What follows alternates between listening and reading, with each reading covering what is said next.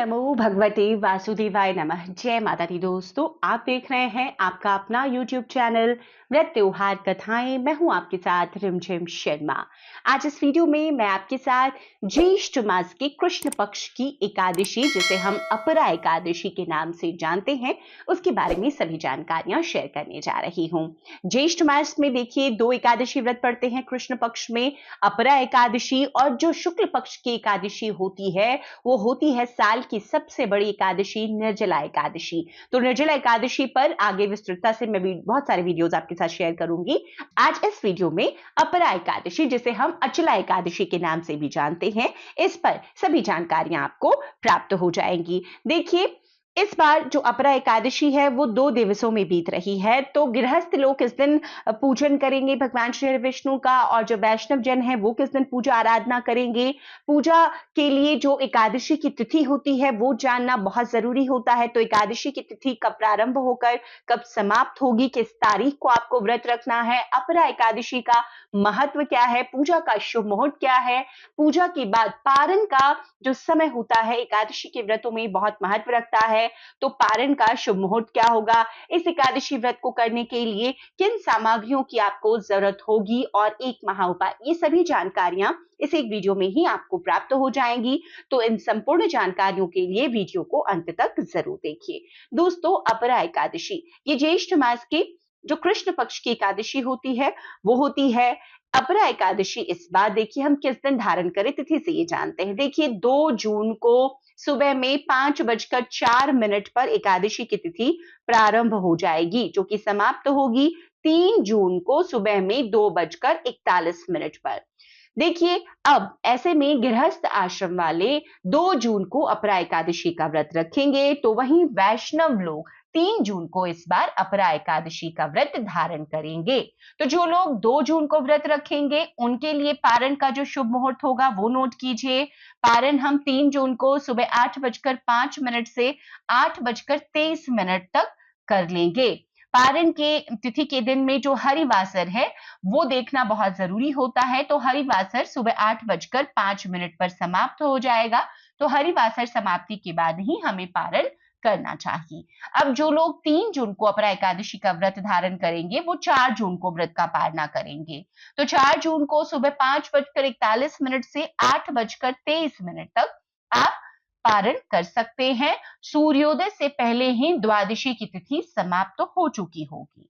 तो दोस्तों, अपरा एकादशी, जिसे हम अचला एकादशी के नाम से भी जानते हैं, इस एकादशी का महत्व क्या है ये जान लेते हैं। देखिए, धार्मिक मान्यताओं में ऐसा बताया गया है कि अपरा एकादशी का व्रत जो लोग भी धारण करते हैं उनकी समस्त मनोकामनाएं पूर्ण होती है, आर्थिक समस्याओं से छुटकारा मिलता है, सभी प्रकार के जो हमसे जाने अनजाने में पाप कर्म होते हैं उससे हमें मुक्ति मिलती है।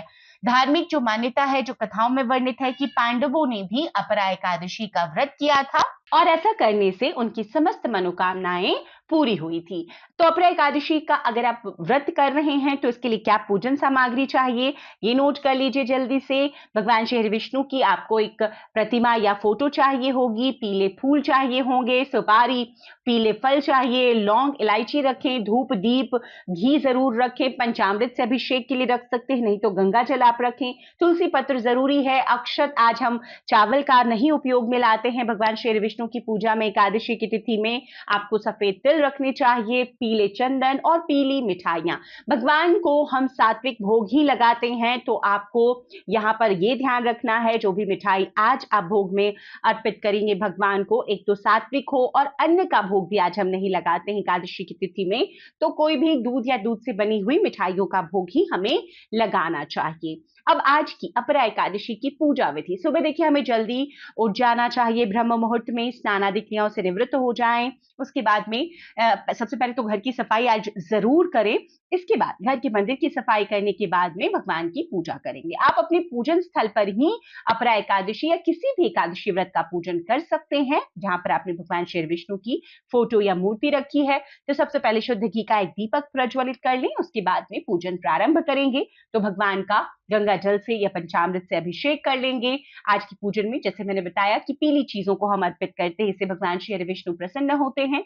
तो सबसे पहले तो आपको पीले फूल लेने चाहिए। आज की की पूजा में तुलसी दल बहुत जरूरी है, तो पहले से तुलसी दल, तुलसी पत्र जरूर तोड़कर रखें, क्योंकि एकादशी की तिथि में हम तुलसी माता को ना तो संचित करते हैं और ना ही तुलसी पत्र तोड़ते हैं।